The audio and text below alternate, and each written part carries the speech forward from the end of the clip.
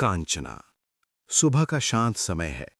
सूरज की हल्की किरणें एक मध्यवर्गीय घर के आंगन में पड़ रही हैं। माहौल में एक सामान्य घरेलूपन है, लेकिन हवा में एक अजीब सी खामोशी है जो एक अनजानी बेचैनी का संकेत दे रही है। घर के पास थोड़ा दूर एक विशाल सूना मैदान है, शापित ग्राउंड। उसकी ऊंची सूखी घास हवा में धीरे धीरे हिल रही है, मानो कोई अदृश्य चीज फुसफुसा रही हो। पात्र प्रिया, लगभग 30 वर्ष, मां, दिखने में साधारण पर भीतर से अत्यधिक डरपोक, खासकर भूतों के मामले में। उसका डर अक्सर हास्य में बदल जाता है। रीना, लगभग 7 वर्ष, बेटी चंचल और जिज्ञासु, जिसे डर की परिभाषा नहीं पता। दादी मां, लगभग 60 वर्ष, प्रिया की सास। पहला परिच्छेद, खीर और डर का मेल। दृश्य रसोई से निकलकर प्रिया, मां, अपने हाथ में गर्मा गर्म खीर का कटोरा लेकर हॉल में आती है। रीना स्कूल जाने की तैयारी में है। दादी मां मंदिर के पास बैठी पूजा कर रही हैं। प्रिया, हल्की मुस्कान पर आंखों में जल्दबाजी।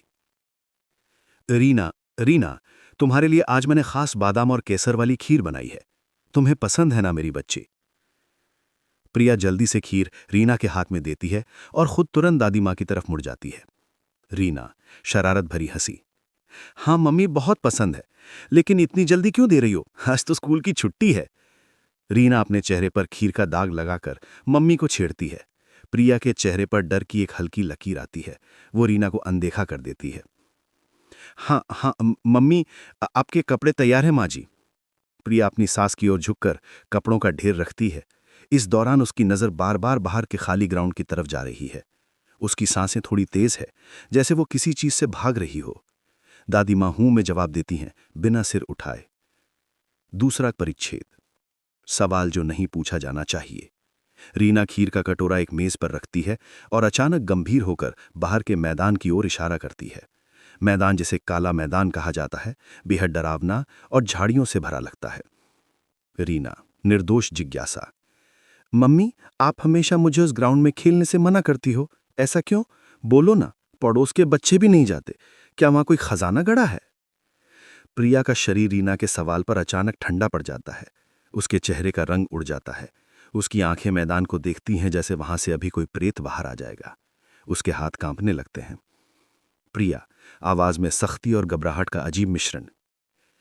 चुपचाप चलो, अपने जूते पहनो और वहां मत देखो, बस मेरी बात मानो। प्रिया रीना को जबरदस्ती दरवाजे की ओर खींचने लगती है। उसकी अभिव्यक्ति अब हास्य से अधिक वास्तविक दहशत में बदल चुकी है। तीसरा परिच्छेद। रीना नटखट मन में फिर भी मुड़कर उस मैदान की ओर एक पल के लिए देखती है, क्योंकि मां ने मना किया है। ये देखकर प्रिया लगभग चीख पड़ती है। उसकी आंखें बड़ी हो जाती हैं, माथे पर पसीना आ जाता है। प्रिया, पूरी ताकत से लेकिन फुसफुसाहट में चीखते हुए, देखो, मैंने कहा ना, वहां मत देखो। वो जगह हमारी नहीं है। तुम मेरी बात क्यों नहीं समझती? वो रीना को अपनी बाहों में भर लेती है और उसे कसकर पकड़ लेती है, जैसे कोई शिकारी उन पर हमला करने वाला हो।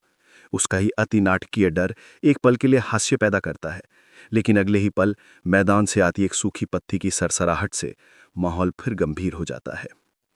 प्रिया, लगभग दम घुटने वाली आवाज में, जल्दी चलो यहां से, एक पल भी नहीं रुकना। प्रिया लगभग दौड़ते हुए रीना को घर के मुख्य दरवाजे से बाहर निकालती है। ऐसा लगता है जैसे वो मैदान को पीछे छोड़ना चाहती हो। बाहर निकलते ही वो एक गहरी सांस लेती है। चौथा परिच्छेद, एक अप्रत्याशित संकेत। प्रिया और रीना जैसे ही घर से दूर होते हैं, ग्राउंड के किनारे रखा एक पुराना जंग लगा हुआ झूला अपने आप एक धीमी चरचराहट के साथ हिलना शुरू कर देता है। प्रिया की पीठ उस झूले की तरफ है, पर उसे आहट महसूस होती है। वो पलटती है। प्रिया, धीमे सहमे हुए स्वर में, ओ नो। प्रिया तुरंत रीना को लेकर गली में तेजी से आगे बढ़ जाती है, बिना पीछे देखे। झूला अब और जोर से चरचरा रहा है। दृश्य धीरे धीरे रात के एक बिल्कुल अलग माहौल में बदल जाता है। ये बदलाव एक तेज कट के साथ होता है, जो अगले डरावने दृश्य की शुरुआत है। रात का सन्नाटा है। घर की सभी लाइटें बंद हैं। केवल चांद की एक हल्की नीली रोशनी खिड़की से अंदर आ रही है, जिससे कमरा अजीब और डरावना लग रहा है। हवा में नमी और ठंडक है। एक बूढ़ी चरमराती हुई घड़ी की टिक टिक की आवाज माहौल को और भी बेचैन कर रही है। पात्र रेखा, लगभग 25-28 वर्ष की, एक सीधी साधी महिला जो आसानी से डर जाती है। ये पात्र वीडियो के हिंदी डबिंग में रेखा है, लेकिन संदर्भ रीना की मां यानी प्रिया जैसा ही है, जो अब अकेली है। यहां हम इसे रेखा मानकर चलते हैं। 5वां परिच्छेद, नींद से पहले का डर। रेखा अपने कमरे में बिस्तर पर लेटी है। मां कमरे में आती हैं, उनके चेहरे पर भी हल्की चिंता है। मां प्यार से, धीमे स्वर में, रेखा बहुत रात हो गई है, अब सो जाओ, कर जल्दी उठना है। मां बेड के किनारे बैठती हैं, अपनी बेटी को प्यार से देखती हैं। रेखा कांपती हुई आवाज में, हल्की फुसफुसाहट, ओके मॉम, गुड नाइट। रेखा आंखें बंद करती है, लेकिन उसकी पलकें बार बार फड़क रही हैं। उसे दिन के उस काले मैदान की याद आ रही है। मां उसे एक अजीब सी उदासी के साथ देखती हैं और कमरे से बाहर निकल जाती हैं। जैसे ही दरवाजा बंद होता है, टक की आवाज आती है। रेखा चौंक जाती है। एक्सप्रेशन, रेखा आंखें मूंदकर जबरदस्ती सोने की कोशिश कर रही है। उसके माथे पर शिकन है। कमरे के अंधेरे में उसे हर परछाई किसी भूत का आकार लग रही है। 6वां परिच्छेद, आधी रात की दस्तक। लगभग 10 मिनट बाद गहरी नींद का माहौल। अचानक कमरे के दरवाजे पर एक धीमी लेकिन सख्त दस्तक होती है। ठक ठक। मां दरवाजे के बाहर से अजीब सी दबी हुई आवाज में, रेखा, रेखा बेटी, सुन रही हो ना? आवाज थोड़ी धीमी और विचलित लग रही है। रेखा झटके से उठते हुए घबराहट में, मां, मां क्या हुआ मां, सब ठीक है? रेखा की दिल की धड़कन बढ़ जाती है। वो बिस्तर से पैर नीचे रखती है। एक्सप्रेशन, रेखा का चेहरा डर के मारे सफेद पड़ गया है। उसके बाल बिखरे हुए हैं। वो कमरे के कोने में पड़े एक तकिए को कसकर पकड़ लेती है, जैसे वो उसका हथियार हो। 7वां परिच्छेद, खुला दरवाजा और अनहोनी। रेखा डरते डरते दरवाजे के पास जाती है। वो धीरे से कुंडी पर हाथ रखती है, लेकिन उसे खोलती नहीं है। रेखा धीमी आवाज में, दरवाजा, दरवाजा खुला है मां, मैं खोलूं क्या? कोई जवाब नहीं आता। केवल बाहर के सन्नाटे में एक सुस्त हवा की गुजरने की आवाज सुनाई देती है। रेखा के मन में एक भयानक विचार आता है। रेखा थोड़ी तेज आवाज में, डर को छुपाते हुए, मां, अंदर क्यों नहीं आ रही हो? क्या हुआ है आपको? मुझे मुझे डर लग रहा है। फिर भी चुप्पी। रेखा धीरे से दरवाजे को खोलती है। गलियारा बिल्कुल खाली है। कोई नहीं है। हवा तेजी से अंदर आती है, जिससे एक पर्दा हिल जाता है। हाथ से हॉरर ट्विस्ट। रेखा अपने डर को भगाने के लिए जोर से खांसती है और खुद से कहती है, शायद शायद मां को बाथरूम जाना होगा, बुढ़ापे में होता है। लेकिन इतनी डरावनी आवाज में क्यों बुलाया? क्या भूतनी की आवाज ट्राई कर रही थी? वो एक पल के लिए हंसने की कोशिश करती है, पर तुरंत डर जाती है। 8वां परिच्छेद, सन्नाटे की तलाश। रेखा को लगता है कि शायद मां नीचे के कमरे में है। वो धीरे धीरे गलियारे में आगे बढ़ती है। घर का हर कोना अब एक डरावनी सुरंग जैसा लग रहा है। उसके पैर जमीन पर दबे हुए हैं, आवाज न हो। रेखा बहुत धीमी कांपती हुई आवाज में, मां, मां। अचानक पीछे की तरफ से गलियारे की लाइट अपने आप झपकती है और फिर पूरी तरह बुझ जाती है। झप। रेखा लगभग रोते हुए, मां, आप कहाँ हो मां? ये कौन सा मजाक है? प्लीज बाहर आओ। वो चारों तरफ देखती है। उसकी नजरें अंधेरे में कुछ ढूंढ रही हैं। गलियारे के अंत में, जहां रसोई है, एक हल्की सी परछाई हिलती है। रेखा की सांस रुक जाती है। वो हिलना बंद कर देती है। ये परछाई मां की नहीं लगती। Cut to black. तेज हवा और बारिश की आवाज। रेखा अपनी नींद में बुरी तरह से छटपटा रही है। पूरा घर अभी भी अंधेरे में डूबा है। अचानक रेखा की आंखें खुलती हैं और वो जोर से चीखती है। पात्र हैं रेखा, जो डरी हुई पसीने से लथपथ है, और मां, जो अपनी बेटी को शांत करने की कोशिश कर रही है, पर खुद भी अजीब व्यवहार कर रही है। 9वां परिच्छेद, चीख और दहशत। दृश्य है, रेखा अपने बिस्तर पर बैठी हाँफ रही है। उसका चेहरा डर से विकृत हो चुका है। कुछ देर बाद दरवाजे पर तेजी से दस्तक होती है और मां भागती हुई कमरे में आती हैं। मां तेज चिंतित आवाज में, रेखा क्या हुआ बेटा? कुछ बोलो तो, बोलो भी, सब ठीक है? मां तुरंत लाइट ऑन करती हैं। लाइट जलते ही रेखा की आंखों से आंसू बहने लगते हैं। रेखा कांपते हुए आवाज टूट रही है, मां, मैंने देखा कि कोई कोई मुझे उस काले ग्राउंड की तरफ घसीट कर ले गया अंधेरे में, और उसने मुझे मार डाला मां। रेखा मां के गले लगकर जोर जोर से रोने लगती है। मां उसे कसकर गले लगाती है, लेकिन उनके चेहरे पर एक अजीब असामान्य सख्ती आ जाती है। माँ, तीव्र स्वर में, जैसे वो डर रही है और गुस्सा भी। मैंने कहा था ना वहां मत जाना। तूने मेरी बात नहीं सुनी ना? क्यों देखती है उस शापित जगर को? जब मैंने तुझे खीर दी थी तब भी तूने पलटकर उस ग्राउंड को देखा था। रेखा डर और अपराध बोध से चुप हो जाती है। कॉमेडी यहां से शुरू होती है, जब मां का डर तर्क को पीछे छोड़ देता है। मां, अपने ही सिर पर हाथ मारते हुए, मुझे लगता है तेरा ये दुपट्टा भी पूरी तरह शापित हो गया है। ये हवा में क्यों उड़ रहा था जब मैं आई? मां अचानक रेखा का दुपट्टा पकड़कर उसे खिड़की से बाहर फेंकने की कोशिश करती हैं। रेखा चौंक कर अपनी मां को रोकती है। मां, अरे ये मेरा नया दुपट्टा है। मैंने कल ही खरीदा है। ये शापित नहीं है। ये बस हवा से उड़ रहा था। 11वां परिच्छेद, दुपट्टी का डर और साला का प्रवेश। दुपट्टा फेंकने की कोशिश में मां और बेटी की हास्यास्पद खींचातानी होती है। इस खींचातानी के दौरान अचानक एक तेज हवा का झोंका आता है और दरवाजे के पास पड़ा मां का एक पुराना फटा हुआ गमछा यानी तौलिया हवा में लहराने लगता है। मां, दुपट्टा छोड़ते हुए, अब गमछे की ओर इशारा करते हुए, नहीं नहीं, देखो इसे ही उड़ा देता हूं। अब मां गुस्से में उस पुराने गमछे को फेंकने के लिए लपकती हैं। ये देखकर रेखा अपनी हंसी नहीं रोक पाती। रेखा हंसते हुए, आंसू पोंछते हुए, मां, वो एक पुराना गमछा है, वो क्या शापित होगा? वो तो कूड़ा है।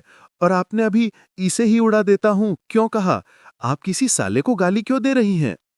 मां अचानक शांत होकर रहस्यमय मुस्कान, अरे वो तो बस डर के मारे निकल गया। ये शापित गमछा है, डर में सब चलता है। मां उस गमछे को फेंक देती हैं और फिर अपनी बेटी को अजीब तरह से घूरकर देखती हैं, जैसे उन्हें अभी भी उस पर यकीन नहीं हो रहा। माहौल एक बार फिर असहज हो जाता है। ये एक धूल भरा भीड़-भाड़ वाला इलाका है, जहां कुछ लोग अवैध रूप से क्रिकेट पर सट्टा लगा रहे हैं। माहौल में तनाव और उत्तेजना है। राघव अपने दोस्तों के साथ खड़ा है। ये दृश्य हॉरर से दूर, शुद्ध कॉमेडी और एक्शन से भरपूर है, जो राघव के विरोधाभासी व्यक्तित्व को स्थापित करता है। पात्र: राघव, 25-30 वर्ष। बाहर से गुंडागर्दी करता हुआ स्टाइलिश और आत्मविश्वासी दिखता है, लेकिन भीतर से एक खरगोश से भी ज्यादा डरपोक। गणेश और मुन्ना, राघव के दोस्त जो हमेशा उसके साथ रहते हैं और उसकी नौटंकी में शामिल होते हैं। सट्टा माफिया, एक छोटा मोटा गुंडा जो सट्टा फिक्सिंग करवा रहा है। 12वां परिच्छेद, सट्टे का माहौल और एक्शन का दिखावा। दृश्य: एक आदमी जमीन पर धूल फांक रहा है क्योंकि उसने सट्टे में पैसे हार दिए हैं। भीड़ हंस रही है। सट्टा माफिया जोर से हंसते हुए, पिट गया साला, इसके भी पैसे गए, अब स्ट्रेचर ले आओ इसके लिए।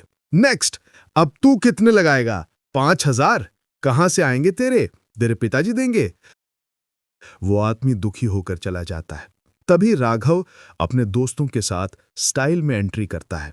राघव ने सनग्लासेस पहने हैं। उसका चलने का तरीका गुंडू जैसा है। राघव धीमे पर रौबदार आवाज में, 5,000 गए पानी में। मैंने पहले ही कहा था, मेरी बात सुनो तो सही। राघव अपने दोस्तों की ओर देखता है। उसके दोस्त डर से भरे हुए हैं, क्योंकि अब राघव असली गुंडों से भिड़ने वाला है। 13वां परिच्छेद, डरपोक बॉस और चमचों की हंसी।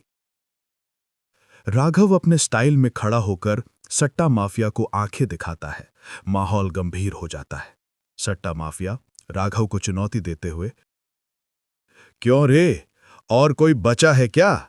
कोई नहीं बचा है तो चलो दूसरे ग्राउंड पर। गणेश, राघव का दोस्त, डरते डरते फुसफुसाता है, ए, सुना ना भाई ने क्या कहा, चल पैसे उठाओ, निकल यहां से।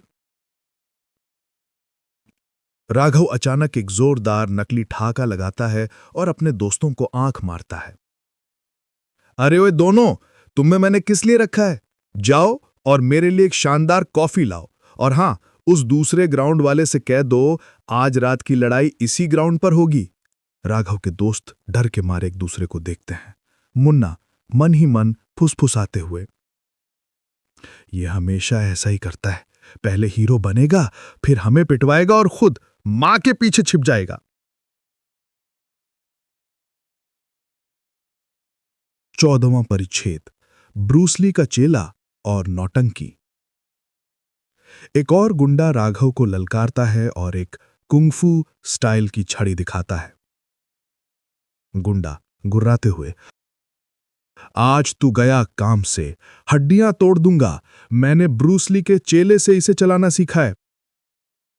राघव हाथों को हवा में लहराते हुए नाटक करते हुए, ब्रूसली के चेले से सीखा है? ओहो, जरा डेमो दिखाना। गुंडा अपनी छड़ी हवा में घुमाता है। राघव तुरंत डर के मारे अपनी आंखें बंद कर लेता है और अपने दोस्तों के पीछे छिपने की कोशिश करता है, लेकिन फिर याद आता है कि वो बॉस है। राघव जोर से चिल्लाकर, पर आंखें अभी भी दबी हुई हैं, ध्यान से देख। गुंडा अपनी छड़ी से वार करता है। राघव उसे बचने के लिए एक अविश्वसनीय रूप से धीमी और हास्यपद मुद्रा में झुकता है। 15वां परिच्छेद, नकली पीड़ा और असली हार। अचानक छड़ी राघव के कमर पर नहीं, बल्कि उसके दोस्त गणेश के सर पर लग जाती है। गणेश दर्द से चीखता है। राघव जोर से चिल्लाकर, नकली दर्द का भाव, ओह मेरी कमर तोड़ दी, आह तूने मुझे मारा, अब तुझे पता चलेगा। राघव पीछे मुड़कर देखता है, गणेश जमीन पर पड़ा है। राघव का सारा गुस्सा और एक्शन वहीं खत्म हो जाता है। वो अचानक डरपोक बच्चे की तरह व्यवहार करने लगता है। राघव मुन्ना को खींचते हुए फुसफुसाहट में, ए तू भी मत जा, बहुत गंदा मारता है ये तो ब्रूसली का बाप है, साले को सुला डालो। ये कहकर वो अपने ही गुंडों को आदेश देता है, लेकिन खुद कोने में दुबक जाता है। राघव अपने गुंडों को लड़ने के लिए भेजता है और खुद उनकी पीठ के पीछे छिप जाता है। उसकी आंखें डर से भरी हुई हैं, लेकिन वो लगातार चिल्ला रहा है, छोड़ना मत, मारो इसे। शाम के 6 बज चुके हैं। बाहर हल्की रोशनी है, लेकिन राघव के घर के अंदर एक आरामदायक लेकिन थोड़ी अस्त व्यस्त मध्यम वर्गीय माहौल है। ये दृश्य पूरी तरह से कॉमेडी पर केंद्रित है, जो राघव के गुंडा और डरपोक व्यक्तित्व के बीच के विरोधाभास को सामने लाता है। राघव अब बिना सनग्लासेस के, उसका आत्मविश्वास पूरी तरह गायब है। गणेश और मुन्ना उसके दोस्त, जो उसके डर का मजाक उड़ाते हैं। 16वां परिच्छेद, दारा सिंह से दब्बू सिंह। दृश्य, राघव और उसके दोस्त किसी पार्टी से वापस आ रहे हैं जहां राघव ने जबरदस्त डांस किया था। राघव अपने दोस्तों के बीच में है, लेकिन अब वो बहुत बेचैन दिख रहा है। वो बार बार अपनी घड़ी देखता है। राघव तेजी से हड़बड़ी में, ओ यार, बाय यार, टाइम क्या हुआ है? गणेश सामान्य रूप से, 6 बज रहे हैं, क्यों? राघव घबरा कर लगभग चीखते हुए, 6 बज गए क्या? 6 बज गए, अरे कहां जा रहे हो? मुझे अंदर छोड़ो, चलो। राघव अपने दोस्तों को धक्का देता हुआ घर के दरवाजे की ओर भागता है। मुन्ना हैरानी से राघव को पकड़ते हुए, अरे एक बात बता यार, तुम अभी बाहर अकड़ से मारते हो, स्टाइल से नाचते हो, लेकिन शाम होते ही दारा सिंह से दब्बू सिंह क्यों बन जाते हो? ये क्या चक्कर है? राघव हाथ हवा में हिलाते हुए, वो तुम्हें समझ में नहीं आएगा, बस मुझे अंदर जाना है। 17वां परिच्छेद, मैथ्स का सवाल और राज की बात। गणेश चढ़ाते हुए, अबे मैथ्स का सवाल है क्या जो समझ में नहीं आएगा? हम तेरे दोस्त हैं, बता क्या राज है? क्या तुझे रात के खाने में करेला पसंद नहीं है, या तेरी बीवी से डरता है? राघव चारों ओर देखते हुए एकदम धीमे स्वर में, जैसे दीवारों के भी कान हो, चुप, बताता हूं, हंसना मत। राज की बात है, तुम्हें बताता हूं, किसी को मत बताना, ठीक है? गणेश और मुन्ना उत्सुकता से उसके पास झुक जाते हैं। राघव की आवाज अब फुसफुसाहट में बदल चुकी है। राघव अत्यधिक गंभीरता और डर के साथ, अगर रात को गलती से बाथरूम जाना पड़ गया ना, तो मैं बेड में ही। वो अपनी बात पूरी नहीं कर पाता और डर के मारे कांपने लगता है। मुन्ना शांत होकर धीरे से, तू बेड में ही क्या तू बिस्तर में ही गाना गाने लगता है या क्या? राघव आंखें फाड़कर भयानक अभिव्यक्ति के साथ, अरे नहीं, मैंने अपनी आंख से उड़ती चुड़ैलें देखी हैं, हाँ, जो शर्मा के गाना गा रही थी। गणेश जोर से हंसते हुए, बहुत हो गया, आगे तो बोल, उड़ती चुड़ैलें, वो भी शर्मीली। राघव गुस्से से पर डर अभी भी हावी है। हाँ, हंस मत। कुछ भूतनियां शर्मीली होती हैं, लेकिन कुछ भूतनियां उसकी ठीक उल्टी होती हैं, मतलब एकदम भयानक। मुन्ना माथे पर हाथ मारते हुए, मतलब अपने बाल खोलकर रिमिक्स गानों पर जोर जोर से नाचती है, और मेरी तो रात को कमर ही दुखने लगती है, मैं बाथरूम नहीं जा सकता। राघव डर से मुंह बना लेता है। उसकी अभिव्यक्ति इतनी दयनीय है कि उसके दोस्त जोर से हंस पड़ते हैं। ये सीन साबित करता है कि राघव को असली गुंडों से डर नहीं लगता, लेकिन एक परछाई और बाथरूम जाने से जरूर लगता है। घर का माहौल अब पूरी तरह से आरामदायक और मजेदार है। दिन का समय है। राघव सोफे पर पसर कर बैठा है, टीवी देख रहा है और चिप्स खा रहा है। उसकी माँ और बहन आसपास हैं, जो उसे लगातार काम करने के लिए ताना मार रही हैं। ये कॉमेडी परिवार के भीतर की छोटी छोटी लड़ाइयों पर केंद्रित है। राघव सोफे पर लेटा हुआ आलसी राजा, माँ राघव की माँ जो उसे डांटती हैं लेकिन प्यार भी करती हैं, बहन या भाभी राघव की भाभी या बहन जो उसे छेड़ती रहती हैं। 19वां परिच्छेद, आलसी राजा और मां का ताना। दृश्य, मां रसोई से बाहर आती हैं, राघव को सोफे पर लेटे और चिप्स खाते देखती हैं। चिप्स का पैकेट जमीन पर पड़ा है। मां गुस्से से हाथ में बेलन लिए हुए, राघव बस यही काम है तुझे, सारा दिन सोफे पर पड़े रहना और दुनिया भर के चिप्स खाना। कल तेरी कमर दर्द कर रही थी, क्यों? क्योंकि तूने कोई काम नहीं किया। मां सोफे के पास आती हैं और राघव के कान खींचने की कोशिश करती हैं। राघव बिना टीवी से नजर हटाए, अरे माँ क्या बात करती हो, मैं कितना काम करता हूँ। सुबह सुबह उन सट्टा माफिया लोगों से लड़ा, इतना एक्शन किया, और आप मुझे आराम भी नहीं करने देंगी। माँ हाथ कमर पर रखकर हास्यपूर्ण ढंग से व्यंग करती हैं, ओह मेरा ब्रूसली का चेला, हाँ हाँ मैंने देखा तेरा एक्शन। तूने तो उन गुंडों से ज्यादा अपने दोस्तों को पिटवाया। घर में एक गिलास पानी उठाकर नहीं पी सकता, बाहर गुंडों से लड़ता है। राघव मुंह बनाता है और चिप्स का एक बड़ा टुकड़ा मुंह में डाल लेता है। 20वां परिच्छेद, परिवार की नोकझोंक। तभी राघव की बहन कमरे में आती है और माँ बेटे की लड़ाई का मजाक उड़ाती है। बहन मुस्कुराते हुए, सही कह रही हो माँ, ये बाहर जाकर तो रणवीर सिंह बनता है, लेकिन घर में इससे ज्यादा डरा हुआ चूहा मैंने नहीं देखा। रात को बाथरूम जाने से डरता है। राघव झट से उठकर बैठ जाता है, अरे तुम सब फिर शुरू हो गए। वो डर नहीं है, वो आध्यात्मिक सावधानी है।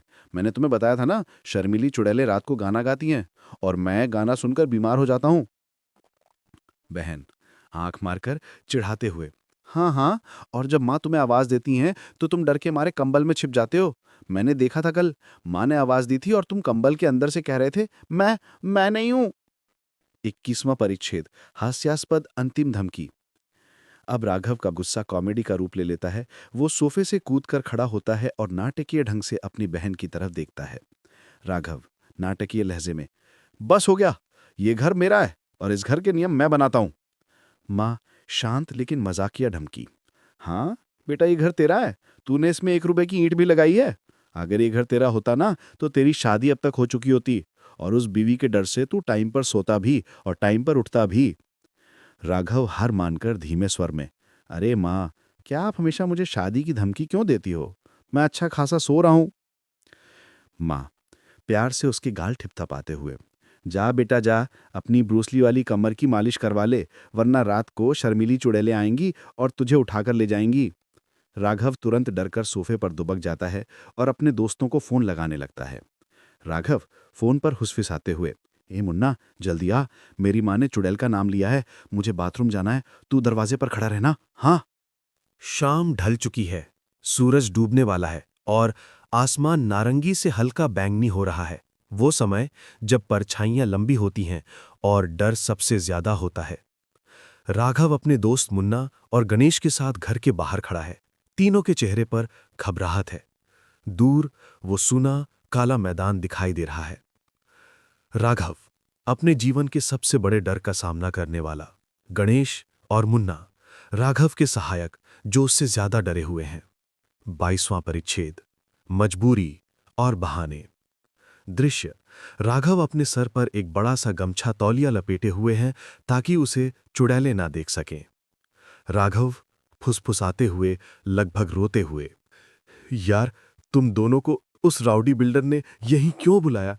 कोई और जगह नहीं थी क्या? इस चुड़ैल चौराहे पर मीटिंग क्यों रखी?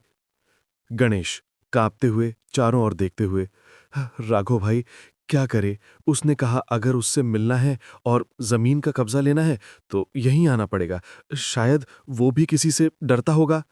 राघव अपने गमछे को कसकर पकड़ते हुए, डरता होगा? हाँ, वो जरूर किसी पुरानी शर्मीली चुड़ैल से डरता होगा। उसे पता है कि इस जगह पर सिर्फ मैं ही आ सकता हूं, क्योंकि मैं ब्रूस ली का चेला हूं। वो तुरंत पीछे मुड़ता है और मुन्ना के पीछे छिप जाता है। मुन्ना राघव को धक्का देते हुए, अरे हट, मुझे मत छिपा। अगर कोई चुड़ैल आई तो मैं तो पहले भागूंगा। तुम अपने ब्रूसली वाले स्टंट करना। 23वां परिच्छेद। बहादुरी का अजीब प्लान। राघव को अचानक एक बहादुरी भरा विचार आता है। वो अपने दोस्तों को एक गंभीर मुद्रा में बुलाता है।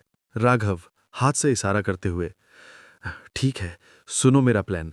हम मैदान में सीधे में ही जाएंगे। हम नाचते हुए जाएंगे। गणेश और मुन्ना एक साथ हैरान होकर, नाचते हुए? क्यों?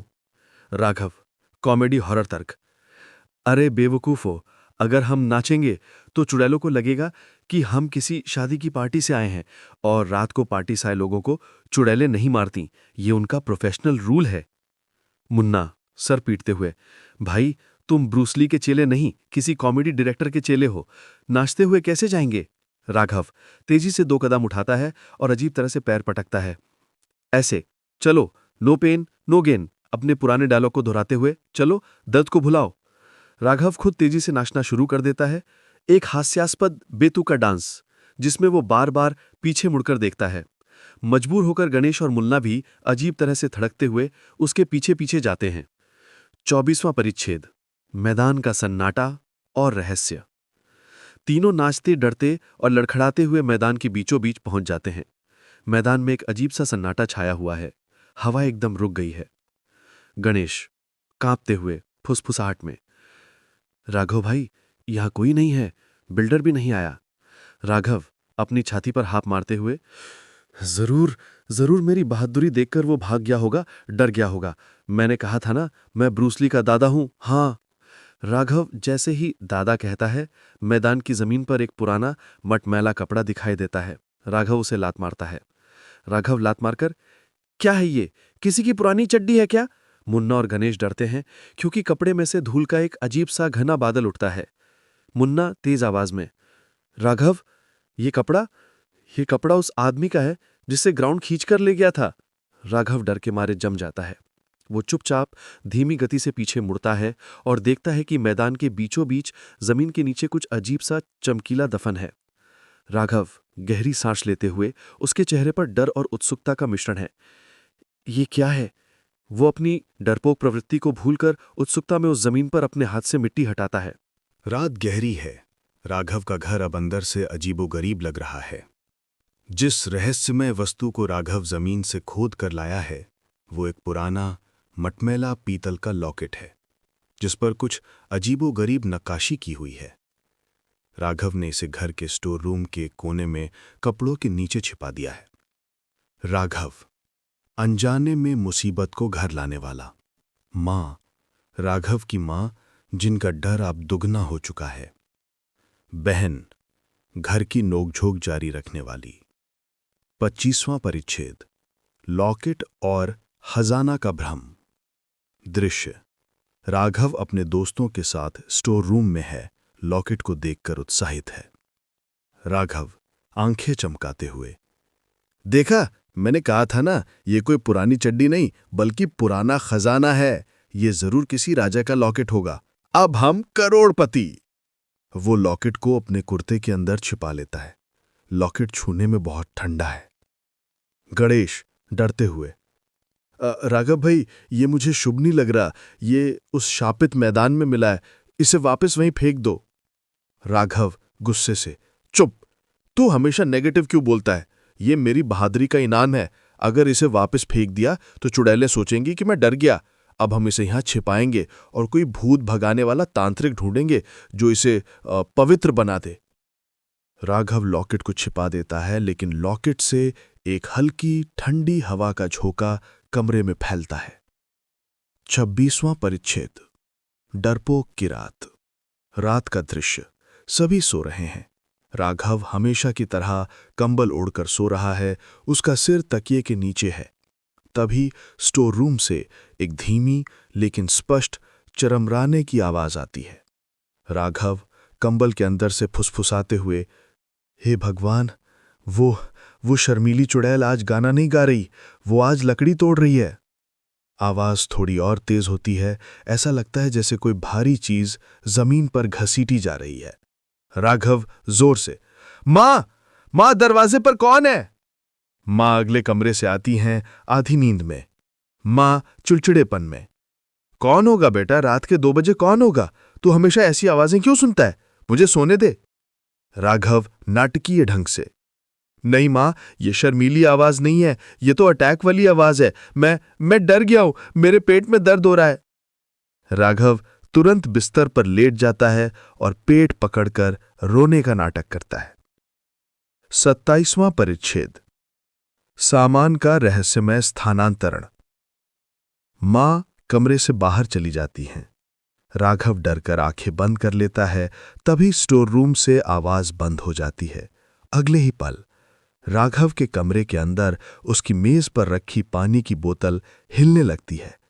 फिर वो धीरे धीरे हवा में उठ जाती है। कॉमेडी हॉरर का मिश्रण।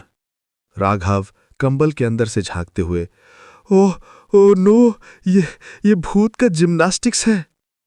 बोतल जोर से कमरे के दूसरे कोने में टकराती है। राघव इतना डर जाता है कि वो बिस्तर से कूदकर दीवार से चिपट जाता है। राघव चीखते हुए, नो पेन नो गेन, लेकिन ये तो बहुत ज्यादा पेन है, मैं भाग रहा हूं। वो कमरे से बाहर भागने की कोशिश करता है, लेकिन दरवाजे के पास उसे अपनी बहन मिलती है। बहन दरवाजे पर खड़ी राघव की हालत देखकर हंसते हुए, क्या हुआ, इतना डर क्यों रहा है? क्यों, बाथरूम की बारी आ गई?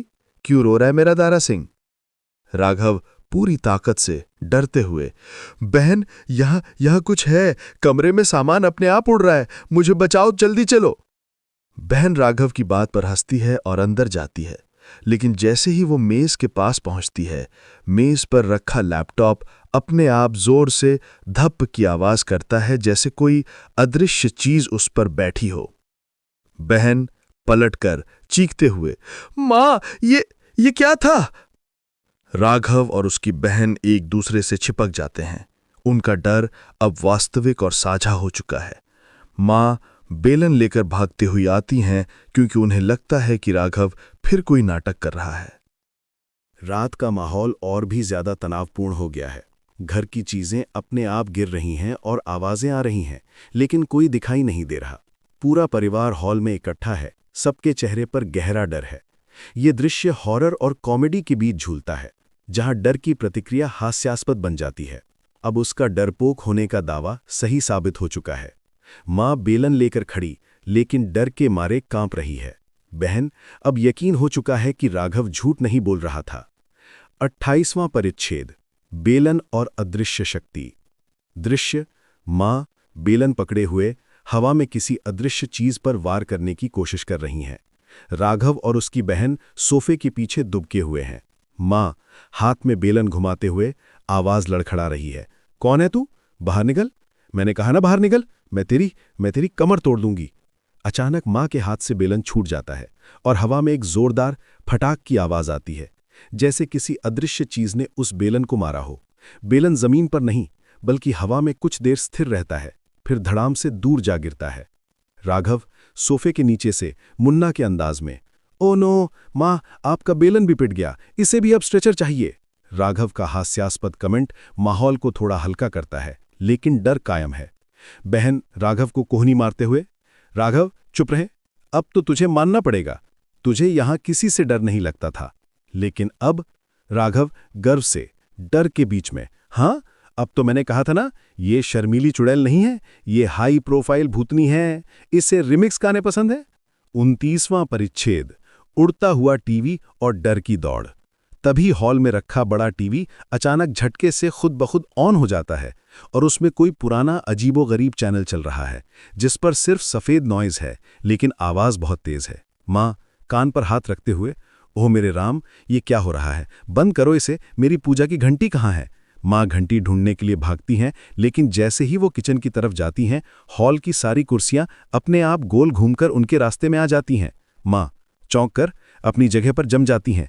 जल्दी चलो यहां से, अब भागने का टाइम है।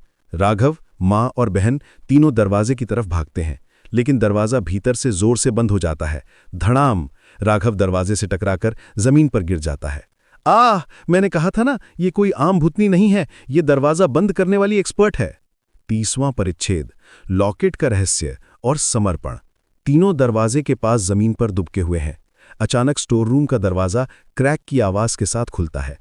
अंदर से वो पीतल का लॉकेट बाहर निकलता है, जो जमीन पर घिसट रहा है, लेकिन उसे कोई घसीट नहीं रहा है। माँ लॉकेट को देखते हुए डर से आंखें बड़ी हो जाती हैं। ये क्या है? राघव घबराकर फुसफुसाते हुए, माँ, ये वही है जो मुझे उस काले मैदान में मिला था। मैंने सोचा ये खजाना है। बहन माथे पर हाथ मारते हुए, खजाना नहीं, तुम मुसीबत उठाकर ले आया है, अब तुझे पता चलेगा। लॉकेट उनके पास आकर जमीन पर स्थिर हो जाता है। फिर कमरे की हवा ठंडी हो जाती है और एक अदृश्य जोरदार आवाज सुनाई देती है जो उनके कान के पर्दे फाड़ देती है। आवाज में दर्द और गुस्सा है। अदृश्य आवाज सिर्फ गूंज, तुम इसे नहीं ले जा सकते। तीनों डर के मारे जमीन पर लेट जाते हैं और राघव उस लॉकेट की तरफ हाथ जोड़ता है, जैसे वो अब भूत से नहीं बल्कि किसी बड़े ऑफिसर से माफी मांग रहा हो। राघव हाथ जोड़कर रोते हुए, प्लीज प्लीज माफ कर दो, मैं ब्रूस ली का चेला नहीं हूं, मैं तो सिर्फ दब्बू सिंह हूं, मैंने गलती से उठा लिया था, मैं इसे वापस उसी गड्ढे में डाल दूंगा, प्लीज मुझे बाथरूम जाने दो। इस कॉमेडी के साथ अदृश्य शक्ति का प्रकोप एक पल के लिए रुक जाता है, मानो वो भी राघव की दयनीय हालत देखकर हैरान हो गई हो। अगले दिन का उजाला है, लेकिन घर में अभी भी दहशत का माहौल है।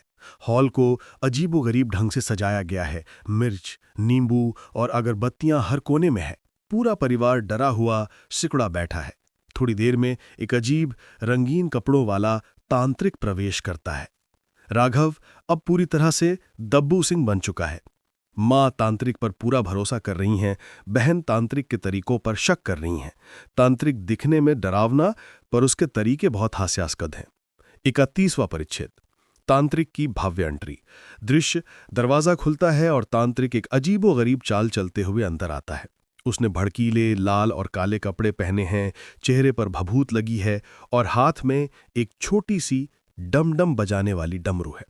तांत्रिक डमरू बजाते हुए गहरी आवाज में, शांतिम शांतिम, मैंने तुम्हारी पुकार सुन ली है, मैं हूं भयभंजन बाबा जी।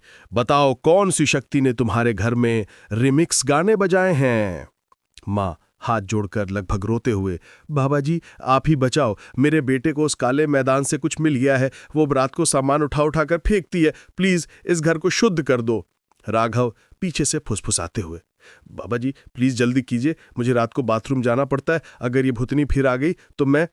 तांत्रिक जोर से डमरू बजाकर राघव को बीच में ही टोकते हुए, चुप! तू कौन? शर्मीली चुड़ैलों का दोस्त? डर मत, मैं हूं ना। अब मुझे बताओ, तुमने कहां रखा है वो अपवित्र आभूषण? 32वां परिच्छेद, लॉकेट और भूत सिग्नल। राघव डरते डरते स्टोर रूम से वो पीतल का लॉकेट लाता है और उसे तांत्रिक के पैरों में रख देता है। तांत्रिक लॉकेट को देखता है और अचानक उसका चेहरा गंभीर हो जाता है। तांत्रिक कान में लॉकेट लगाकर जैसे वो किसी से फोन पर बात कर रहा हो। हाँ, क्या? ओहो, अच्छा, ठीक है, हाँ। तांत्रिक वो लॉकेट को अपने कान से हटाता है और गंभीर मुद्रा में परिवार की ओर देखता है। कॉमेडी यहां से शुरू होती है। बहन हैरानी से, बाबा जी आप क्या कर रहे थे? क्या ये भूत सिग्नल है? तांत्रिक गर्व से, हाँ, ये एक भयंकर सिग्नल है। ये भूतनी कह रही है कि तुम लोगों ने इसे डिस्टर्ब किया है, अब ये बदला लेगी और ये बदला पार्टी के रूप में होगा। राघव डर कर, पार्टी? मतलब ये नाचेगी और मुझे मार देगी? तांत्रिक, हाँ, लेकिन चिंता मत करो, मैं एक अद्भुत अनुष्ठान करूंगा, ये भूतनी को शर्मीली चुड़ैल बना देगा। 33वां परिच्छेद, हास्यास्पद अनुष्ठान। तांत्रिक अब अनुष्ठान शुरू करता है। वो अजीबोगरीब हरकतें करता है। तांत्रिक राघव को हॉल के बीचों बीच खड़ा करते हुए, ए लड़के, तू ही है वो पापी जिसने खजाने के लालच में इसे छेड़ा है। अब तुझे मेरे साथ एक डरावना डांस करना होगा। राघव डर के मारे, डांस? मैं कर सकता हूं, मुझे रिमिक्स गाने पसंद हैं। तांत्रिक आंखें बंद करके अचानक जोर से एक अजीबोगरीब गाना गाना शुरू करता है जिसकी धुन किसी फिल्मी गाने जैसी है। भूतनी रानी आज नाचेगी, नींबू मिर्ची खाकर आज भागेगी, डमरू बजेगा डर दूर जाएगा। तांत्रिक राघव को अजीब तरह से खींचता है और उसे जबरदस्ती तांडव जैसा डांस करवाता है। राघव डर से आंखें बंद करके अजीबोगरीब लंगड़ाता हुआ डांस करता है। माँ और बहन कोने में बैठकर तांत्रिक को अजीब निगाहों से देख रही हैं। माँ फुसफुसाते हुए, मुझे नहीं पता था कि भूत भगाने के लिए डांस भी करना पड़ता है। लगता है मेरे बेटे का डर अब हमेशा के लिए दूर हो जाएगा। राघव डांस करते करते अचानक लड़खड़ाता है और लॉकेट को लात मार देता है। लॉकेट घूमता हुआ सीधे उस जगह जाकर रुक जाता है जहां राघव ने पिछली रात पानी की बोतल उड़ते हुए देखी थी। Cut to black. अगले ही पल घर के किसी कोने से एक भयानक गुस्से से भरी चीख सुनाई देती है जो पिछले सभी डरों से ज्यादा तेज है। तांत्रिक डर के मारे अपने डमरू को फेंककर अपनी भभूत सुनने लगता है। पिछली रात के अनुष्ठान के बाद सुबह का समय है। घर में अजीबोगरीब शांति छाई हुई है, लेकिन हवा में एक असामान्य ठंडक है। राघव सोफे पर सोया हुआ है, लेकिन अब उसके सोने का तरीका बदल गया है। वो एक अजीब स्त्रैण मुद्रा में हाथ छाती पर रखकर सोया है। राघव कंचना की आत्मा के साथ अब उसका व्यक्तित्व बदल चुका है। माँ बेटे की अजीब शांति से परेशान, बहन राघव को देखकर हैरान, तांत्रिक घबराया हुआ। 34वां परिच्छेद। शांति के बाद का तूफान। दृश्य: तांत्रिक अपनी फूकी हुई भभूत की पुड़िया को बार बार सूंघ रहा है। माँ राघव के पास जाकर उसे जगाने की कोशिश करती हैं। माँ प्यार से लेकिन डरते हुए, बेटा राघव उठ जा, बहुत देर हो गई, अब सब ठीक है, वो भूतनी चली गई होगी। माँ राघव को छूती हैं। राघव अचानक झटके से आंखें खोलता है, लेकिन उसकी आंखों में अब गहराई और आग है। वो पहले वाला डरपोक राघव नहीं है। राघव धीमे लेकिन सख्त और स्त्रीलिंग लहजे में, चली गई होगी? क्यों, मैं कहीं गई ही नहीं थी। राघव की आवाज में एक गूंज है जो परिवार को चौंका देती है। मां पीछे हट जाती हैं। बहन हैरानी से, राघव तेरी आवाज, ये क्या हो गया है? तूने रात को भांग पी ली थी क्या? राघव मुस्कुराते हुए, लेकिन मुस्कान में क्रूरता है। तुम मुझे भांग पीने वाली बोलोगी? मुझे सुंदर दिखना पसंद है, ना कि नशेड़ी। राघव अपने बालों को संवारता है, जिसकी तरफ उसने पहले कभी ध्यान नहीं दिया था। 35वां परिच्छेद। ब्रूस ली का अंत और सुंदर की शुरुआत। राघव सोफे से उठता है। वो पहले की तरह गुंडों वाली चाल नहीं चलता, बल्कि उसकी चाल में एक अजीब सी नजाकत है। वो अपने ही कपड़ों को देखता है। राघव नाक भौं सिकोड़कर, छी, ये क्या पहन रखा है मैंने? ये गंदे बदबूदार पुरुषों के कपड़े, मेरी तो सांस घुट रही है। राघव अचानक अपने कुर्ते को फाड़ने की कोशिश करता है। परिवार डर के मारे चीख पड़ता है। मां दौड़कर उसे रोकते हुए, अरे क्या कर रहा है राघव, तू पागल हो गया है? ये तेरे कपड़े हैं, क्या हो गया है तुझे? राघव हाथों को कमर पर रखकर नखरे से, क्या हो गया है? मुझे तैयार होना है और मुझे गहने चाहिए। मेरे बाल कहाँ हैं? मुझे अपने लंबे बाल चाहिए। राघव अपने सिर को पकड़कर जोर से आह करता है, जैसे उसके सिर में कोई भयानक बदलाव हो रहा हो। यह उसकी हरकत शुद्ध कॉमेडी पैदा करती है, क्योंकि उसका शरीर पुरुष का है पर इच्छाएं स्त्री की। 36वां परिच्छेद। तांत्रिक का डर और फेलियर। यह सब देखकर तांत्रिक घबरा जाता है। वो अपनी भभूत की पुड़िया जमीन पर गिरा देता है। तांत्रिक कांपते हुए फुसफुसाहट में, ये तो मेरा सबसे बड़ा फेलियर है। मैंने इसे भगाने की जगह इसके अंदर ही डाल दिया। ये कोई आम भूतनी नहीं है, ये पूरा पैकेज है। बहन तांत्रिक का कॉलर पकड़कर, बाबा जी आपने क्या किया? ये मेरा भाई है, आप उसे वापस लाइए। ये क्या सुंदर और गहने की बातें कर रहा है? तांत्रिक डर के मारे अपनी आंखें बंद कर लेता है। मुझे माफ कर दो, मैंने इसे चैलेंज कर दिया था। अब ये शक्तिशाली हो गई है। अब ये राघव के शरीर पर पूरी तरह राज करेगी। राघव, जो अभी तक तैयार होने की कोशिश कर रहा था, अचानक तांत्रिक की तरफ मुड़ता है। उसकी आंखों में अब नजाकत नहीं, बल्कि जबरदस्त गुस्सा है। राघव गहरी रौबगनार आवाज में, तूने मुझे चैलेंज किया था? तुझे क्या लगा मैं इतनी जल्दी चली जाऊंगी? अब मैं तुझे बताऊंगी बदला क्या होता है। राघव तांत्रिक की तरफ तेजी से लपकता है, लेकिन फिर अचानक रुक जाता है। उसके चेहरे पर एक अजीब सा दर्द आता है, जैसे राघव का असली व्यक्तित्व संघर्ष कर रहा हो। राघव दर्द से कराहते हुए दोनों आवाजों का मिश्रण, नहीं, मैं ब्रूसली हूं, मुझे छोड़ दो। फिर भयानक आवाज में, चुप, मैं हूं अब यहां की रानी। तांत्रिक डर के मारे तुरंत दरवाजा खोलकर भाग जाता है। शाम का समय है।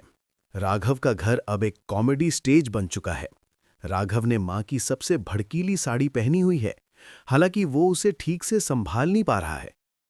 उसने अजीबोगरीब ढंग से मेकअप लगाया है, जिससे उसका चेहरा डरावना कम और हास्यास्पद ज्यादा लग रहा है। वो पूरे घर में अजीब सी नजाकत के साथ टहल रहा है। राघव या कंचना, अब कंचना हावी है और वो अपने नए शरीर का मजाक उड़ा रही है। मां सदमे में, अब डर से ज्यादा शर्मिंदा हैं। बहन अपनी हंसी नहीं रोक पा रही है। 37वां परिच्छेद, साड़ी और लिपस्टिक का आतंक। दृश्य, राघव अब कंचना के रूप में आईने के सामने खड़ी है। खुद को देखकर खुश हो रही है। मां और बहन कोने में दुबकी हुई है। राघव या कंचना गंभीर और स्त्री स्वर में हाथों को हिलाते हुए, वाह क्या रंग है, ये लाल साड़ी मुझ पर कितनी जच रही है। लेकिन ये लिपस्टिक, इसे किसने लगाया? ये तो गाजर का हलवा लग रहा है। कंचना रुमाल से अपना मेकअप पोंछती है और दोबारा जोरदार लाल लिपस्टिक लगाती है, लेकिन इस बार वो उसके होठों के बाहर तक फैल जाती है।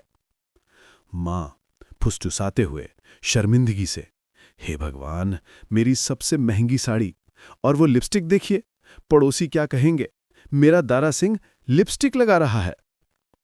बहन दबी हुई हंसी के साथ, मां शांत हो जाइए, वो लिपस्टिक नहीं है, वो खून का बदला है। देखिए राघव अब कितना कॉन्फिडेंट लग रहा है। कल तक बाथरूम जाने से डरता था, आज साड़ी पहनकर रैंप वॉक कर रहा है। 38वां परिच्छेद, नए नियम और पार्टी की तैयारी।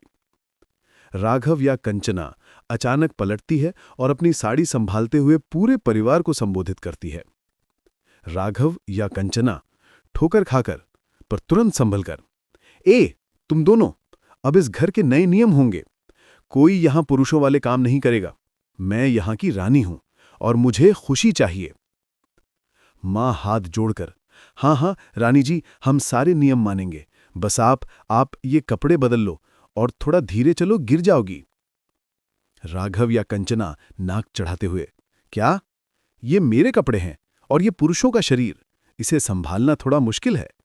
सुनो, आज रात मेरी पार्टी है, मैं बाहर झूमर की तरह नाचूंगी और तुम सब मेरे लिए ताली बजाओगे। बहन चौंक कर, पार्टी? किसके साथ? और आप बाहर अकेली जाएंगी? राघव या कंचना आंखों में खतरनाक चमक, नहीं, मैं अकेली नहीं जाऊंगी। मैं उन लोगों के साथ जाऊंगी जिन्होंने मेरे साथ अन्याय किया है। 39वां परिच्छेद, भोजन की क्रांति और दाल चावल का बहिष्कार। राघव या कंचना अचानक रसोई की ओर जाती है। मां और बहन उसे रोकने के लिए दौड़ती हैं। मां डरते हुए, नहीं, रसोई में मत जाओ, तुमने सुबह से कुछ नहीं खाया, क्या खाओगी? राघव या कंचना किचन में घुसकर दरवाजे से झांकते हुए, क्या खाऊंगी? ये दाल चावल? छी, मैं नहीं खा सकती ये पुरुषों वाला भोजन। मुझे तीखे, मसालेदार और चटपटी चीजें चाहिए। और हां, मेरे लिए गुलाब जामुन बनाओ, अभी। कंचना का ये गुस्सा और खाने की अजीबोगरीब डिमांड एक और कॉमेडी सीन पैदा करती है। राघव मां के कान में फुसफुसाते हुए, अचानक उसका असली डरपोक स्वर लौट आता है, मां, मुझे भूख लग रही है, मुझे दाल चावल खाना है, प्लीज मुझे बचाओ। कंचना का व्यक्तित्व तुरंत वापस हावी होता है। राघव या कंचना अपने ही कान पर थप्पड़ मारते हुए, चुप, तू हमेशा भूख की बात क्यों करता है? चल अब जल्दी से गुलाब जामुन बनाओ, वरना मैं ये सारी साड़ी जला दूंगी। वो अपनी साड़ी के पल्लू को खींचकर डराती है। मां और बहन अब हार मान लेती हैं। अगली सुबह तनाव और निराशा का माहौल है। राघव कंचना घर में जोरदार डिस्को म्यूजिक पर अजीबो-गरीब ढंग से डांस कर रही है। माँ, बहन और राघव के दोस्त गणेश और मुन्ना सभी परेशान हैं। उन्हें समझ आ गया है कि उन्हें किसी सच्चे जानकार की मदद चाहिए। 40वां परिच्छेद, मदद की तलाश और डिस्को का आतंक। दृश्य, हॉल में तेज संगीत बज रहा है। राघव कंचना नाचते हुए अचानक एक भयानक किक मारती है जो हवा में जाती है। राघव कंचना नाचते हुए जोरदार आवाज में, नो पेन नो गेन, लेकिन इस बार गेम मेरा है, मैं और जोर से नाचूंगी और तुम सब मेरे लिए जूस लाओगे। मां गणेश से फुसफुसाते हुए, अब बहुत हो गया, अब हमें कोई असली मदद चाहिए। वो कल वाला भय भंजन तो खुद ही भंजन हो गया। तुम दोनों जाओ और किसी पुराने समझदार बाबा को ढूंढकर लाओ जिसे गुलाब जामुन नहीं मंत्र चाहिए हो। गणेश कांपते हुए, ठीक है माँ जी, हम जानते हैं एक जगह, एक स्वामी जी हैं जो शांत रहते हैं लेकिन उनकी शक्ति बहुत ज्यादा है। गणेश और मुन्ना भागते हैं। राघव कंचना नाचते हुए उनके पीछे देखती है और एक धीमी खतरनाक हंसी हंसती है। 41वां परिच्छेद, स्वामी जी की शांति। दृश्य, एक शांत मंदिर या आश्रम का कमरा। स्वामी जी वृद्ध और शांत मुद्रा में बैठे हैं। गणेश और मुन्ना हांफते हुए उनके सामने बैठते हैं। गणेश सांस लेते हुए, स्वामी जी हमें बचाओ, हमारे दोस्त के शरीर में भूतनी आ गई है।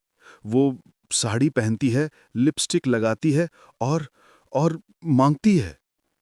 स्वामी आंखें बंद किए हुए धीमी गंभीर आवाज में,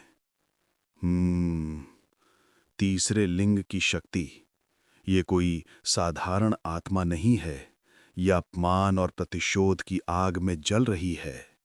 क्या तुम जानते हो ये आत्मा कौन है? मुन्ना डरते हुए, नहीं स्वामी जी, हमें बस इतना पता है कि ये काले मैदान से आई है, प्लीज कुछ कीजिए। स्वामी आंखें खोलते हुए उनकी नजरें दूर एक पुरानी तस्वीर पर पड़ती हैं जिस पर एक सुंदर लेकिन उदास दिख रही किन्नर की तस्वीर है।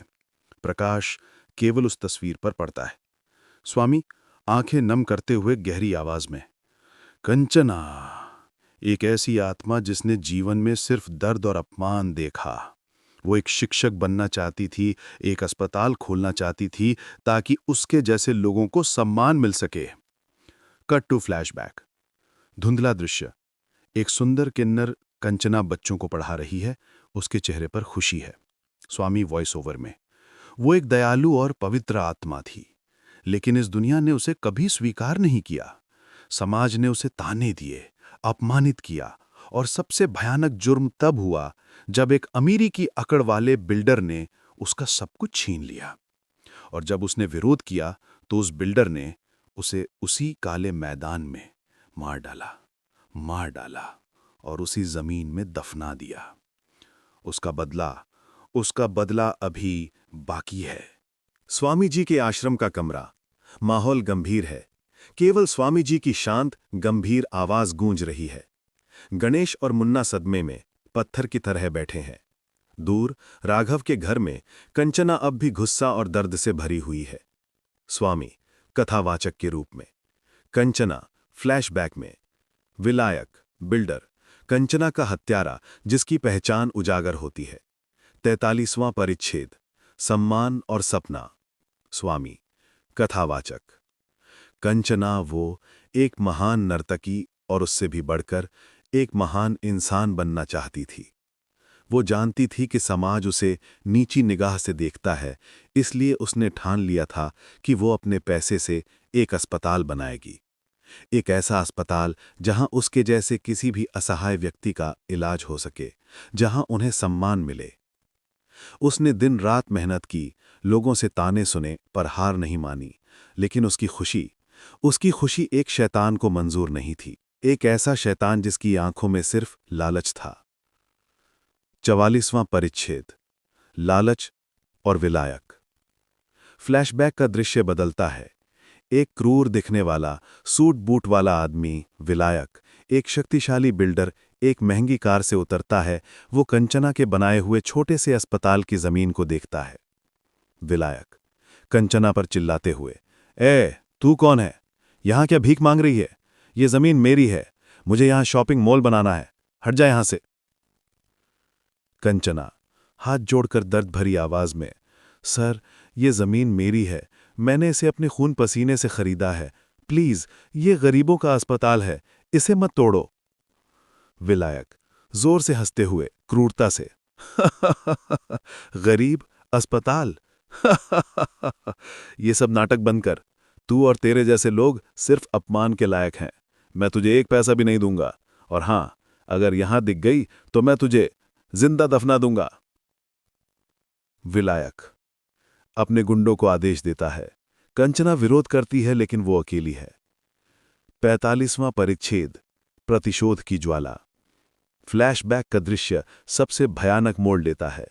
गुंडे कंचना को पकड़ते हैं और विलायक खुद एक फावड़ा उठाता है। कंचना चीखते हुए दर्द और गुस्से से, विलायक, तूने बहुत बड़ी गलती की है, तूने सिर्फ एक शरीर को मारा है, मेरी आत्मा को नहीं। मैं तुझे चुनौती देती हूं, तू मुझे इसी काले मैदान में दफना रहा है ना? मैं कसम खाती हूं, मैं वापस आऊंगी और मैं तुझे ठीक उसी तरह मारूंगी जैसे तूने मुझे मारा है।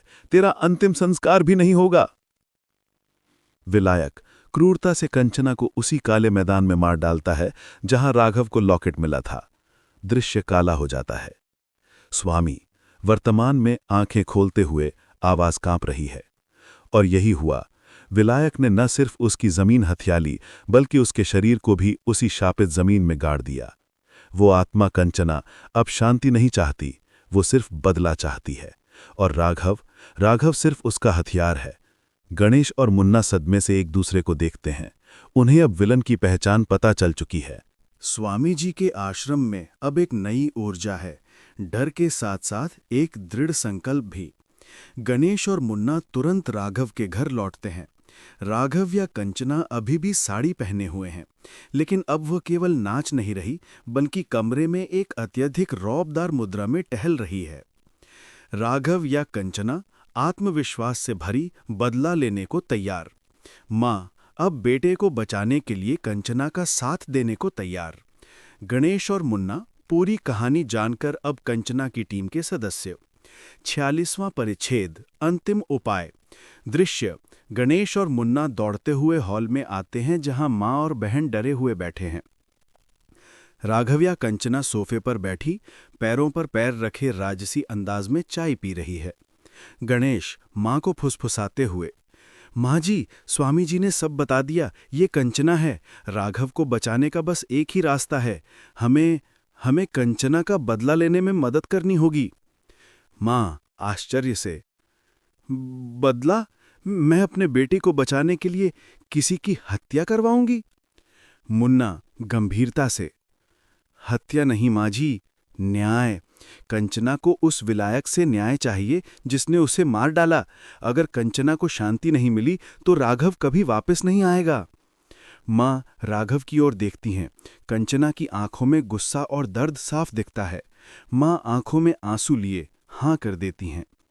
माँ हाथ जोड़कर, ठीक है, मैं तैयार हूं। अपने बेटे के लिए मैं कंचना की मां बनने को तैयार हूं। अब बताओ प्लान क्या है? 47वां परिच्छेद, कंचना की शर्त। राघव कंचना, जो अब तक चुपचाप सुन रही थी, अचानक हंस पड़ती है। उसकी हंसी अजीब और शक्तिशाली है। राघव कंचना आवाज में गर्व और अधिकार से, आखिरकार तुम लोगों को अक्ल आई। मैं तुम्हें बताती हूं मेरा प्लान। वो विलायक, वो सोचता है कि उसने कमजोर को मारा। अब मैं उसे दिखाऊंगी कि मैं कितनी ताकतवर हूं, लेकिन मेरी एक शर्त है। मां डरते हुए, क्या शर्त है बेटी? राघव कंचना, पहली बात, कोई मुझे बेटा नहीं कहेगा, मेरा नाम कंचना है। और दूसरी, बदला मेरी स्टाइल में होगा। मैं उस विलायक के सामने पूरी शान से जाऊंगी।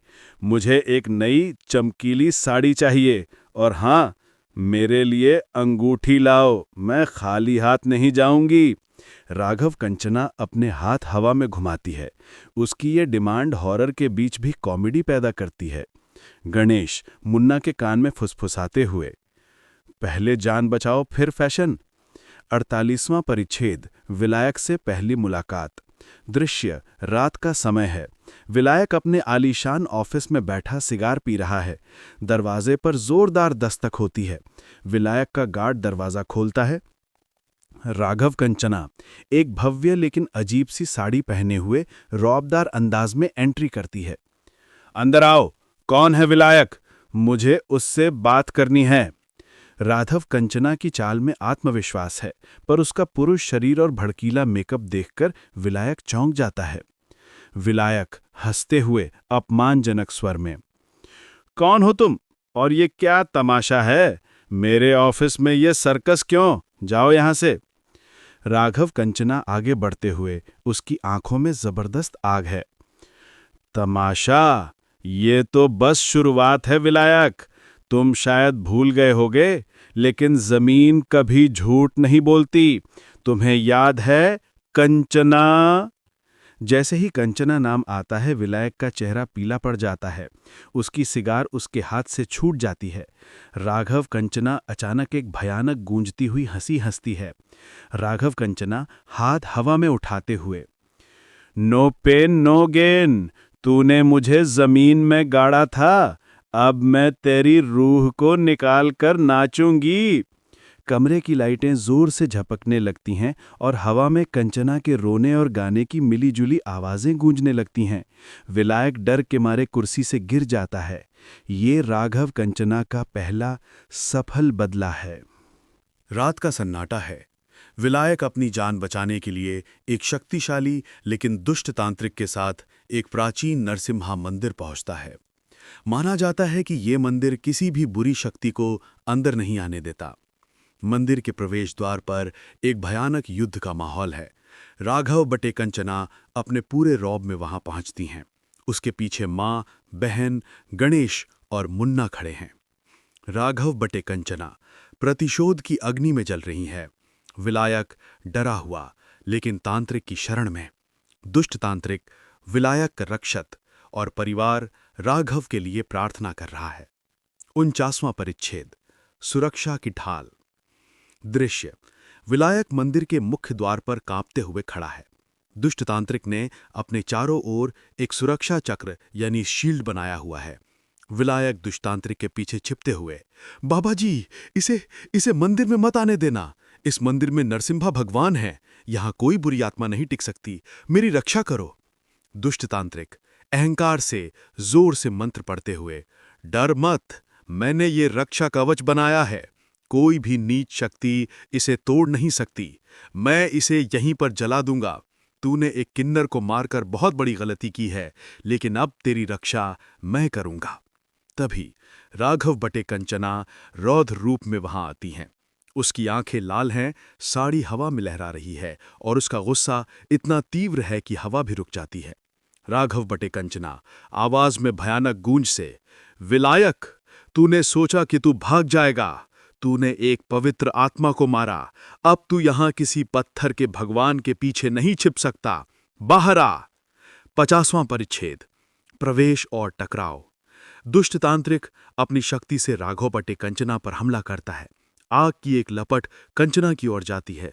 दुष्ट तांत्रिक चिल्लाते हुए, वापिस जाओ, इस पवित्र जगह में तेरा कोई काम नहीं, मैं तुझे भस्म कर दूंगा।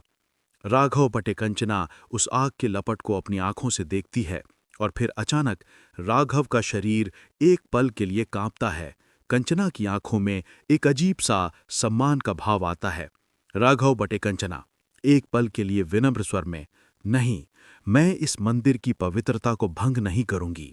धर्म को जिताना हो तो मेरे लिए रास्ता बना नरसिम्हा, रास्ता बना। ये कहकर राघव बटे कंचना मंदिर के प्रवेश द्वार से कुछ इंच दूर रुक जाती है। इस सम्मान को देखकर मंदिर के दरवाजे पर लगा एक पुराना पीतल का दिया अपने आप बुझ जाता है। दरवाजे के पास की जमीन पर एक दरार पड़ जाती है। दुष्ट तांत्रिक हैरान होकर, क्या ये रुक गई? इसकी शक्ति इतनी है कि इसने देवता को भी विचलित कर दिया। 51वां परिच्छेद, प्रतिशोध की सीमा। राघव बटे कंचना जोर से हंसती है। उसकी हंसी अब जीत की हंसी है। राघव बटे कंचना, आ रही हूं, कौन बचाएगा? राघव बटे कंचना अपना रुख बदलती है और जोरदार शक्ति से दुष्ट तांत्रिक के सुरक्षा कवच पर हमला करती है। कवच टूट जाता है, तांत्रिक जमीन पर गिर जाता है। तांत्रिक डर के मारे हाथ जोड़ते हुए, मुझे मत मारना, नहीं, मुझे छोड़ देना, मैं तो तेरा बाप हूं। राघव बटे कंचना तांत्रिक को एक जोरदार थप्पड़ मारती है जो हवा में उड़ जाता है। राघव बटे कंचना शक्तिशाली आवाज से, मैं इसे यहां नहीं मारूंगी। जानते हो क्यों? तुमने मुझे इस पवित्र जगह में आने दिया, तो फिर इस पापी के खून से मैं तुम्हारे इस मंदिर को अपवित्र कैसे करूं? मैं इसे बाहर ही मारूंगी। राघव बटे कंचना विलायक को कॉलर से पकड़कर उसे मंदिर के परिसर से बाहर खींच ले आती है। बाहर अंधेरे मैदान में राघव की आंखें प्रतिशोध से जल रही हैं। विलायक चीख रहा है, राघव बटे कंचना अंतिम दहाड़ से, तुझे वैसे ही मारूंगी जैसे नरसिम्हा ने मारा था। राघव बटे कंचना अपनी पूरी शक्ति से विलायक का अंत करती है। उसके चेहरे पर अब शांति और संतुष्टि है। अंतिम दृश्य, विलायक के मृत्यु के बाद राघव के शरीर से कंचना की आत्मा एक शांत सफेद रोशनी के रूप में निकलकर आकाश की ओर उड़ जाती है। राघव जमीन पर बेहोश पड़ा है। अगली सुबह शांति का माहौल है। राघव को उसके घर लाया गया है और वह बिस्तर पर सोया हुआ है। परिवार उसके पास इकट्ठा है। सूरज की रोशनी खिड़की से कमरे में आ रही है। अब हवा में कोई डर या आतंक नहीं है, केवल एक गहरी शांति और उदासी है। राघव अपने असली डरपोक व्यक्तित्व में वापस आ चुका है। माँ भावुक और राहत महसूस कर रही हैं। बहन, गणेश, मुन्ना सभी अब कंचना के संघर्ष को समझते हैं। 52वां परिच्छेद, राघव की वापसी। दृश्य, राघव धीरे धीरे आंखें खोलता है। वह अपने चारों ओर परिवार को देखता है। वह सबसे पहले अपने कपड़ों को छूता है। राघव धीमे सहमे हुए स्वर में, माँ, मैं कहाँ हूँ? मेरी कमर क्यों दर्द कर रही है? और बाथरूम कहाँ है? उसकी यह पहली प्रतिक्रिया उसका डरपोक स्वभाव और कॉमेडी वापस लाती है, जिससे परिवार की आंखों में खुशी के आंसू आ जाते हैं। माँ भावुक होकर राघव को गले लगाते हुए, बेटा, तू वापस आ गया। मेरा दारा सिंह वापस आ गया। सब ठीक है, सब ठीक है। राघव अपनी माँ को देखकर हैरान, माँ, आप इतनी खुश क्यों हैं? क्या मैंने कोई मैच जीता है? मुझे कुछ याद नहीं। मुझे बस याद है कि मुझे रात को बाथरूम जाने से डर लग रहा था। गणेश हंसते हुए, राघव भाई, तुमने जो मैच जीता है वो जिंदगी का सबसे बड़ा मैच है। तुमने एक अद्भुत योद्धा की मदद की है। 53वां परिच्छेद, कंचना का अधूरा सपना। दृश्य, राघव को धीरे धीरे पिछली घटनाएं बताई जाती हैं। वह सदमे में आ जाता है। राघव गंभीर स्वर में, क्या? मैंने साड़ी पहनी थी और मैंने डिस्को किया। ओह नो, मैं कंचना था। अब राघव अचानक उदास हो जाता है। वह अब उस दर्द को महसूस कर रहा है जो कंचना ने सहा था। राघव भावुक होकर, वो बेचारी, उसने इतना कुछ सहा और मैंने उसका लॉकेट चुरा लिया था। माँ, उसका अस्पताल बनाने का सपना वो अधूरा रह गया। राघव तुरंत बिस्तर से उतरता है और अपने दोस्तों की तरफ देखता है। अब उसके चेहरे पर डर नहीं, बल्कि एक नया सच्चा आत्मविश्वास है। राघव दृढ़ संकल्प से, मैं अब ब्रूस ली बनूंगा, लेकिन सिर्फ लड़ने के लिए नहीं, कंचना का सपना पूरा करने के लिए। हम सब मिलकर कंचना हॉस्पिटल बनाएंगे। 54वां परिच्छेद, कंचना हॉस्पिटल। दृश्य, कुछ समय बीत चुका है। उसी काले मैदान पर अब एक भव्य नया अस्पताल खड़ा है। बोर्ड पर लिखा है, कंचना सेवा हॉस्पिटल। राघव, माँ और परिवार गर्व से खड़े हैं। राघव खुश होकर, आओ आओ, अपनी आंखें बंद करके फिर बाहर निकलो। देखो, कंचना हॉस्पिटल, अच्छा है ना ये? राघव का पूरा परिवार उसे बधाई देता है। राघव आंखों ने चमक, मेरा सपना तो पूरा नहीं हो पाया, लेकिन हमारी वजह से उसका सपना जरूर पूरा हो जाएगा। राघव हाथ जोड़कर आसमान की ओर देखता है। माँ राघव को गले लगाते हुए, हाँ बेटा, कंचना ऊपर बैठी बहुत खुश होगी, यही मेरा आशीर्वाद है। तभी राघव की कमर में अचानक एक हल्का सा दर्द होता है। वह चौंक जाता है। राघव कमर पकड़कर गुस्से से, अरे ये क्या, मुझे कमर में दर्द क्यों हो रहा है? राघव की बहन जो पास खड़ी थी हंसती है और राघव की कमर पर जोर से चढ़ जाती है। बहन मजाक में, मम्मी बचाओ, मर जाऊं, तुम्हें मेरी ही कमर मिली कि चढ़ने के लिए? राघव हास्यास्पद गुस्से में, नीचे उतर, जाने किससे पूछकर यह अस्पताल बनाया, किससे पूछना चाहिए था? बहन मुस्कुराते हुए, मुझसे और किससे? मैं उससे पूछकर बताता हूं किससे। राघव और बहन की हास्यपूर्ण नोकझोंक जारी रहती है, लेकिन अब इस नोकझोंक में डर नहीं बल्कि प्यार और जीवन का आनंद है। यह दृश्य दिखाता है कि राघव अभी भी डरपोक है, लेकिन उसने जीवन में एक बड़ा काम किया है। अंतिम शॉट, कंचना हॉस्पिटल के बोर्ड पर हवा में एक गुलाब का फूल आकर गिरता है। कंचना की ओर से अंतिम आशीर्वाद। फिल्म का अंत।